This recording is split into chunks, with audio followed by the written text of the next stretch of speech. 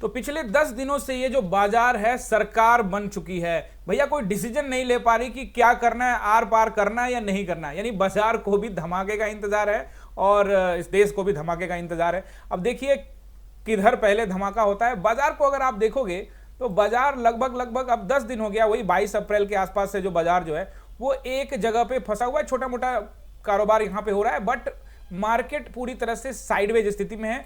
चाहे आप देखिए बैंक निफ्टी को, या आप देखिए यहाँ पे निफ्टी को, या फिर आप यहाँ पे सेंसेक्स को आप देखिए, तो ये फिलहाल एक जोन में काम करता हुआ नजर आ रहा है और डिसीजन नहीं ले पा रहा है, या आप कह सकते हो कि असमर्थ है। तो क्या बाजार यहाँ पे किस तरफ जाने का सोच रहा है, इस वीडियो में हम लोग बात करने वाले हैं कि मार्केट को आने वाले कुछ दिनों में किस तरह से देखे, और बैंक निफ्टी को अच्छे से समझने की कोशिश करेंगे इस वीडियो में। क्योंकि बैंक निफ्टी में पिछले कई दिनों से लगातार जबरदस्त खरीदारी हुई थी। हालांकि निफ्टी में भी खरीदारी हुई, लेकिन बैंक निफ्टी बिल्कुल रॉकेट रफ्तार से बहुत तेजी से ऊपर गई। लेकिन अगर आप निफ्टी और सेंसेक्स को देखोगे तो वो रफ्तार नहीं थी। तो वैसी स्थिति में क्या बैंक निफ्टी अलग तरीके से रिएक्ट कर सकता है, ऐसी ढेर सारी बात यहाँ पे करने वाले हैं। तो इस वीडियो को पूरा देखिएगा, अंत तक देखिएगा, ताकि आपको हर चीज बारीकी से समझ में आए। तो एक बार फिर से आप सभी का बहुत बहुत स्वागत है सिन्हा स्टॉक्स के यूट्यूब चैनल पे।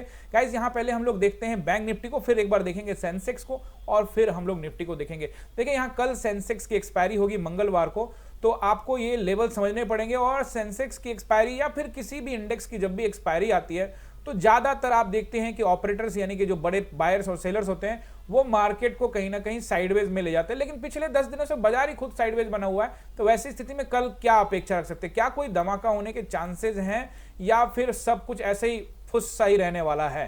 तो अभी हम लोग यहाँ पे एक बार चार्ट को एनालाइज करने वाले हैं। अगर आप देखोगे, पहले एक बार मैं बैंक निफ्टी को देखता हूं, तो मैं आपसे जो बात करने वाला हूं ये कि बैंक निफ्टी को अगर आप देखोगे तो पहले बैंक निफ्टी लगभग अगर आप देखोगे 10 मार्च के आसपास में 47,900 यानी 48,000 के लेवल पे कहीं ना कहीं खड़ा था। और उसके बाद से एक थोड़ी सी रैली हुई, और रैली होने के बाद लगभग ये 51,600 या 52,000 के रेंज में आया। और फिर वहां से आप देखोगे कि एक दिन वो ट्रम्प साहब का बयान आने के बाद थोड़ा सा मार्केट नीचे खुला, लेकिन उसके बाद से लगातार रॉकेट रफ्तार में अपने इस हाई को निकाला, स्विंग हाई को, और साथ साथ में इसने अपने ऑल टाइम हाई 54,400 को भी यहां से निकाल के कहीं ना कहीं उसके ऊपर में कारोबार कर रहा है 54,900 के आसपास में। तो क्या ऐसी स्थिति में ये मान के चले कि ये जो रैली हुई है यहां से और होगी, या फिर हम ये सोच सकते हैं कि ये जो बैंक निफ्टी में जो रैली हुई है, अब चूंकि जो बैंक निफ्टी में रैली हुई, बैंक निफ्टी में कुल 12 बैंक हैं और 12 बैंकों में एचडीएफसी और आईसीआईसीआई ये दोनों 50%, दोनों को जोड़ दो तो 55% के आसपास में या उससे ज्यादा इनका जो वेटेज है। तो इन दोनों में जबरदस्त खरीदारी हुई। आप देखोगे कि एचडीएफसी भी अपने ऑल टाइम हाई के आसपास में बनी हुई है और आईसीआईसी भी अपने ऑल टाइम हाई के आसपास में बनी हुई है। लेकिन अगर आप दूसरे बैंकों को देखते हो, जैसे एसबीआई को देखोगे तो ये ऑल टाइम हाई से अभी थोड़ी सी नीचे है। उसी तरह से एक्सिस को देखोगे तो ये भी ऑल टाइम हाई से नीचे है, या और भी कई बैंकों को देखोगे तो ऑल टाइम हाई के पास नहीं। यानी कि एचडीएफसी और आईसीआईसीआई कहीं ना कहीं क्रूशियल रोल यहाँ पे अदा कर सकते हैं। तो क्या हम ये सोच सकते हैं कि ये जो खरीदारी हुई है इसमें अगर बिकवाली हुई तो बाजार नीचे आएगा? तो सोचने में कोई बुराई नहीं है। अगर एचडीएफसी और आईसीआईसीआई बैंक में प्रॉफिट बुकिंग आती है तो फिर वैसी स्थिति में मार्केट नीचे आ सकता है। लेकिन अगर खरीदारी होती है तो फिर यही बाजार जो आपको यहाँ पे 54,900 पे दिख रहा है, यही बाजार आपको 56,000 को क्रॉस करते हुए 58,000 तक भी जाता हुआ देख सकता है।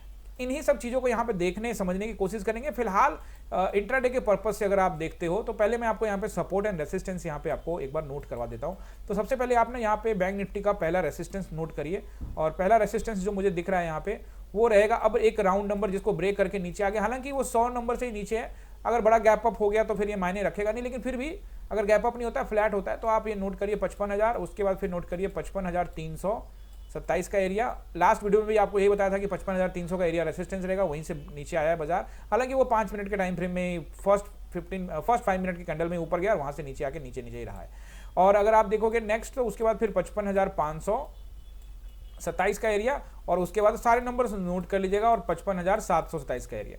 ये इंपॉर्टेंट है। अगर एज कुछ एक्स्ट्रा आता है तो आप 56,000 का भी नोट कर सकते हैं अपनी डायरी में। तो ये इंपॉर्टेंट रेसिस्टेंस रहेंगे अगर बड़ा गैप डाउन या गैप अप नहीं होता है उस केस में।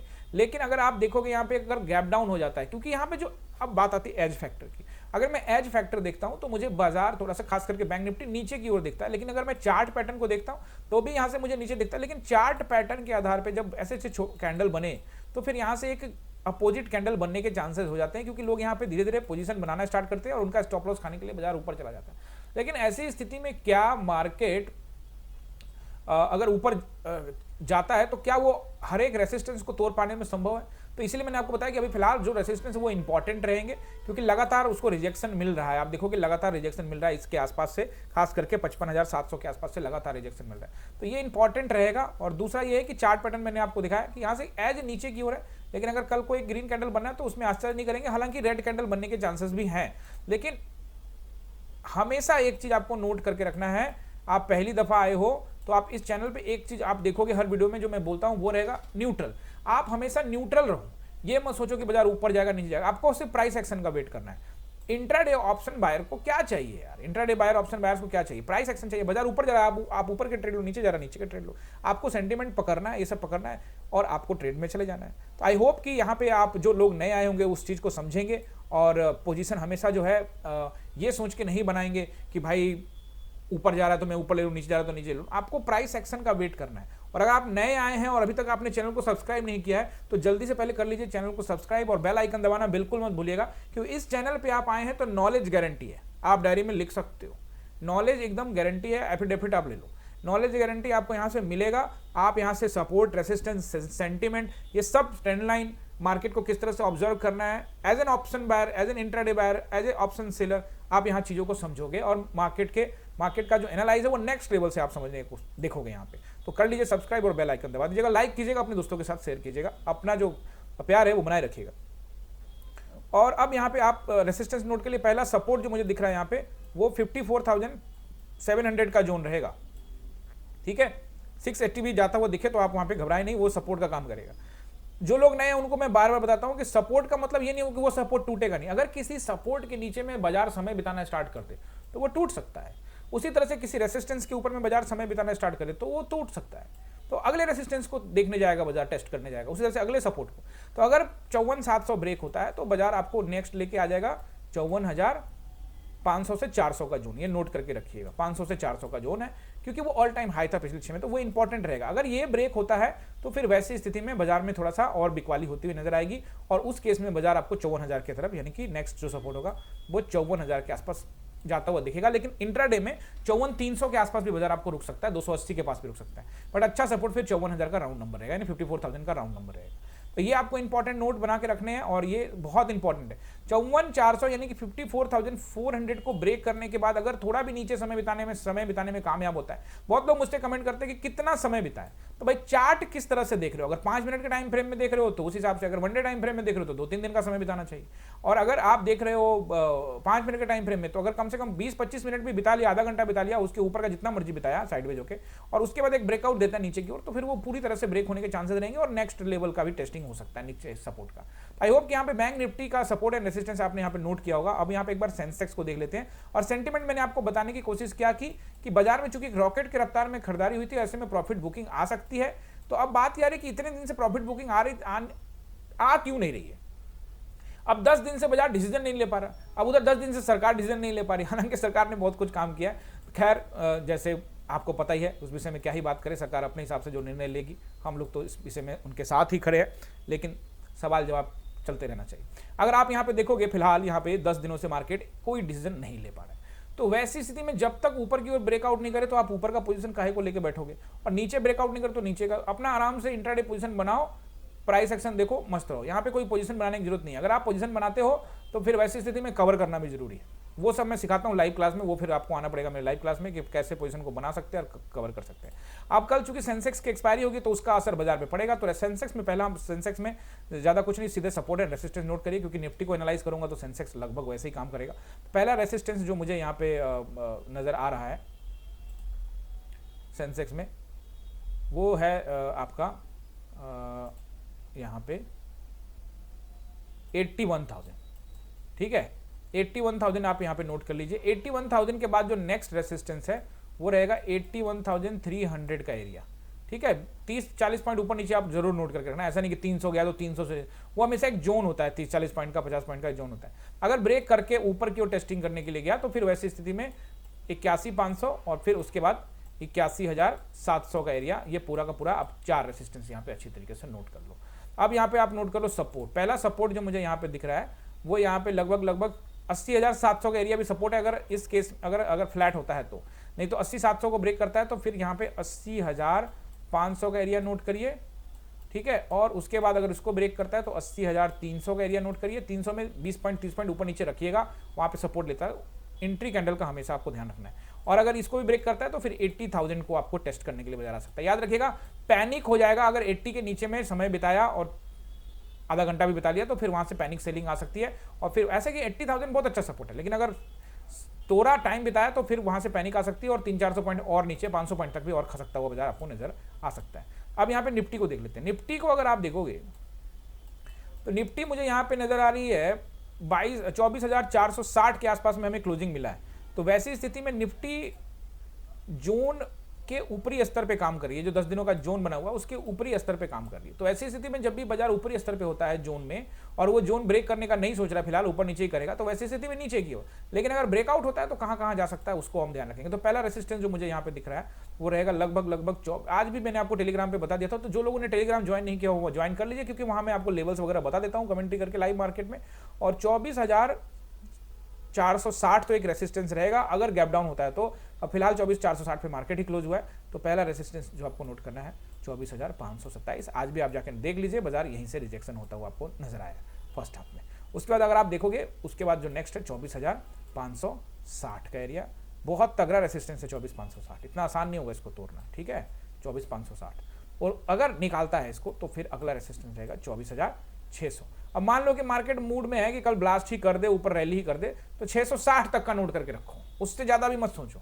अगर 660 भी क्रॉस करेगा तो फिर प्राइस एक्शन को देखेंगे, फिर 760 860 तक बाजार जाएगा। फिलहाल एक्सपायरी के दिन में इतना कुछ होना संभव दिखता नहीं है, लेकिन बाजार कुछ भी हो सकता है, बट आप नोट करके रख लो। तो 600 650 तक ठीक है, उसके ऊपर में प्राइस एक्शन को देखेंगे अगर बड़ी रैली होती है तो। हालांकि इसकी संभावना थोड़ी कम है, एज नीचे की ओर है, ये मैं आपको पहले ही बता चुका हूं। अब यहाँ पे सपोर्ट नोट करोगे तो सपोर्ट में मुझे जो लग रहा है सबसे पहला वो रहेगा लगभग इंट्राडे के पर्पज से 24,400 के पास।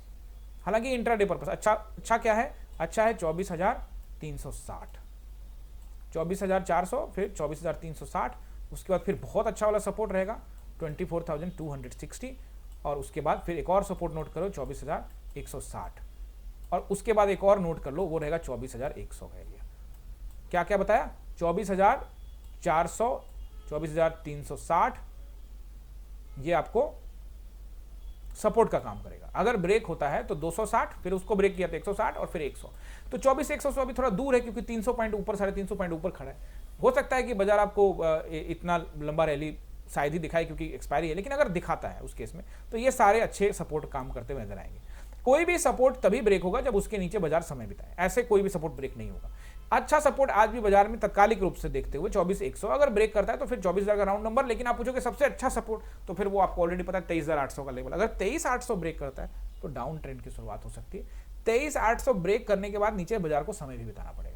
वैसी स्थिति में निफ्टी में डाउन ट्रेंड की शुरुआत हो सकती है। लेकिन निफ्टी में डाउन ट्रेंड की शुरुआत होने के लिए बैंकों में तगड़ी बिकवाली होनी चाहिए। हालांकि आज अगर आप देखोगे तो लगभग अगर आप कोटक बैंक को देखोगे तो 5% के आसपास में कोटक बैंक 4.5% गिरावट रही, एसबीआई में भी 1.5% के आसपास में गिरावट रही। लेकिन कहीं ना कहीं अगर आप आईसीआईसी को और इसको देखोगे तो ये कहीं ना कहीं बाजार को कहीं ना कहीं बचाने में कामयाब हो रहा है। लेकिन अगर इसमें बिकवाली होती है तो फिर बाजार नीचे आएगा।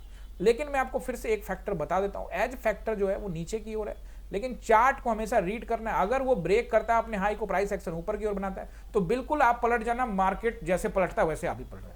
और मार्केट ऊपर जा रहा होता है साथ में लोगों को ट्रैप करके नीचे जाता है, वो तो खुद पलटी मारने में नंबर 1 है। तो आप भी अपना स्टॉप लॉस अगर चलेगा उल्टा साइड में स्टॉप लॉस लो, निकलो और दूसरे ट्रेड में जाओ।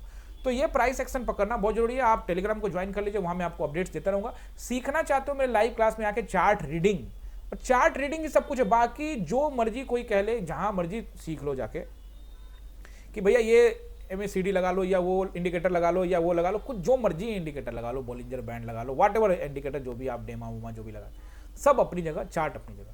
अब आपको ये विश्वास तभी होगा जब आप चार्ट पर ट्रस्ट करना स्टार्ट करेंगे, सेल्फ पे ट्रस्ट करेंगे, सेल्फ डिसिप्लिन बनाएंगे, देन आपको चार्ट आपको हमेशा जिताएगा। आप विन करोगे, यानी कि क्या करोगे, जीतोगे। लेकिन कैसे, जब विश्वास करोगे। आई होप कि आपने यहाँ सपोर्ट रेसिस्टेंस सब नोट कर लिया होगा, सेंटीमेंट को भी समझने का कोशिश किया होगा और समझे भी होंगे बाजार के सेंटीमेंट को, खास करके बैंकों के हालात को देखते हुए। रिलायंस को जहां तक मैं देखता हूं तो रिलायंस थोड़ा सा एज है और 1400 के ऊपर खड़ा रहने के बाद उसके पास थोड़ा सा एज और बढ़ेगा। और अच्छे अच्छे स्टॉक्स में हमेशा निवेश करते रहना है। और किस स्टॉक्स में निवेश करें नहीं करें उसके लिए फिर आपको ऑनलाइन क्लास में आना पड़ेगा। हालांकि यूट्यूब चैनल के ऊपर में भी ऐसे में कई स्टॉक्स के नाम आप लोगों को बताने वाला हूं, तो आप इस पर बने रहिए, सब्सक्राइब कर लीजिए, बेल आइकन दबा दीजिए।